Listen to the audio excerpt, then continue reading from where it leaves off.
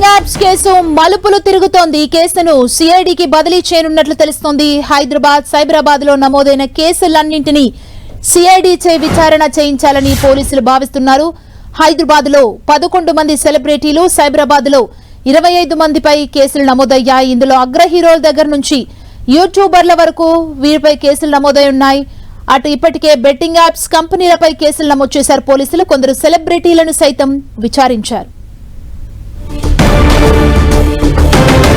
ఇదే అంశానికి సంబంధించి మరింత సమాచారం మా ప్రతినిధి సునీల్ అందిస్తారు. సునీల్, ప్రస్తుతం తెలంగాణ రాష్ట్రంలో తీవ్ర దుమారం రేపుతున్నటువంటి బెట్టింగ్ యాప్స్ నిర్వహణకు సంబంధించిన విషయంలో కావచ్చు, బెట్టింగ్ యాప్స్ ప్రమోషన్ సంబంధించిన విషయంలో కావచ్చు పోలీసులు ఇప్పటికే కొరడా జుల్పిస్తున్నారు. కొంతమంది ప్రమోషన్ చేసినటువంటి సినీ సెలబ్రిటీలపై పోలీసులు కేసు నమోదు చేయడం, ఆ తర్వాత వారికి నోటీసులు ఇచ్చి విచారిస్తున్నారు. ఇప్పుడు ప్రస్తుతం హైదరాబాద్ కమిషనరేట్ పరిధిలో మొత్తం 11 కేసులు నమోదు కాగా, సైబరాబాద్ కమిషనరేట్ పరిధిలో 25 మందిపై ప్రమోషన్ చేసినటువంటి వారిపై కేసులు నమోదు కావడం. అదే తరహాలో బెట్టింగ్ నిర్వహిస్తున్నటువంటి 19 మందిపై కూడా కేసులు నమోదు కావడం. అయితే తెలంగాణ రాష్ట్ర వ్యాప్తంగా చాలా మంది బెట్టింగ్లు పాల్పడి చాలా మంది యువతి దాదాపు 25 మంది పైగా ఇప్పటికీ ఆత్మహత్యలు చేసుకుని చనిపోయినట్లు కూడా పోలీసులు నిర్ధారించారు. ఈ నేపథ్యంలోనే ఈ కేసులన్నిటి కూడా సిఐడికి ఇచ్చి విచారించాలనే యోచనలో అటు తెలంగాణ పోలీస్ శాఖ కూడా ఉంది. ఎందుకంటే సిఐడి చేత విచారిస్తే మరిన్ని విషయాలు వెళ్ళలోకి వస్తాయనే వాదన ఉంది. ఎందుకంటే కేసులు చాలా ప్లేసెస్ లో జరుగుతున్నాయి కాబట్టి అన్ని కేసులను కంబైన్ చేసి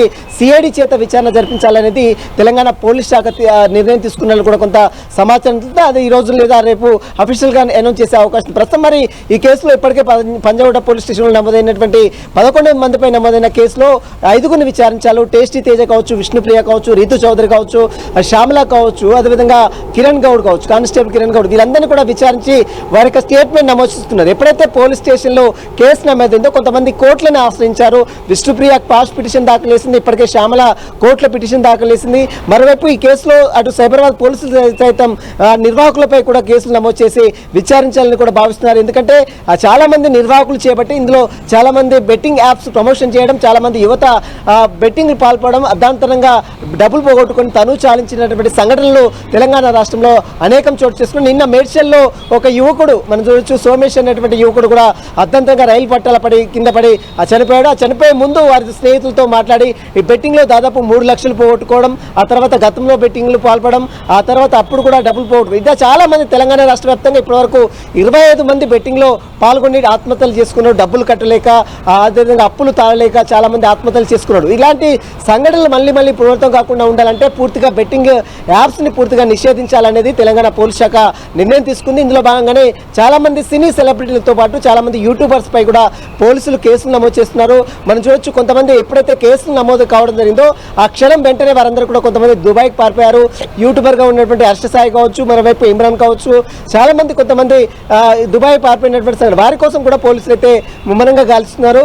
మొత్తం మీద బెట్టింగ్ యాప్ ని పూర్తిగా క్లోజ్ చేయాలనే దిశగా అటు పోలీస్ శాఖ కూడా సీరియస్ గా దర్యాప్తు అయితే కొనసాగిస్తుంది. ఇప్పటికే సినీ సెలబ్రిటీలందరూ కూడా బెట్టింగ్ యాప్స్ ప్రమోషన్ తెలియకుండా చేసాం, ఇప్పుడు బెట్టింగ్ యాప్స్ ఎవరు కూడా నిర్వహించడానికి వీలేదు, ఎవరు కూడా ఆ బెట్టింగ్ యాప్స్ లో పాల్గొనదు అంటూ కూడా ఇప్పటికే కొన్ని అవేర్నెస్ వీడియోలు చేస్తున్నారు. కానీ ఇప్పటికే చాలా మందిపై కేసులు నమోదైనాయి, చాలా మందిని విచారిస్తున్నారు పోలీసులు. ఈ కేసులు అటు సైబరాబాద్ లో, రాచకొండలో, మరోవైపు తెలంగాణ రాష్ట్ర వ్యాప్తంగా నమోదైనటువంటి కేసులన్నీ కూడా సిఐడి చేత విచారించాలని మాత్రం పోలీసులు భావిస్తున్నారు. కాబట్టి మరి చూడాలి, సిఐడి చేత విచారిస్తే వీరందరినీ మళ్ళీ సిఐడి విచారిస్తుందా, మళ్ళీ నోటీసులు జారీ చేస్తున్నది కూడా ఒక క్లారిటీ కూడా వచ్చే అవకాశం ఉంది. సుమా, థ్యాంక్ యూ సునీల్.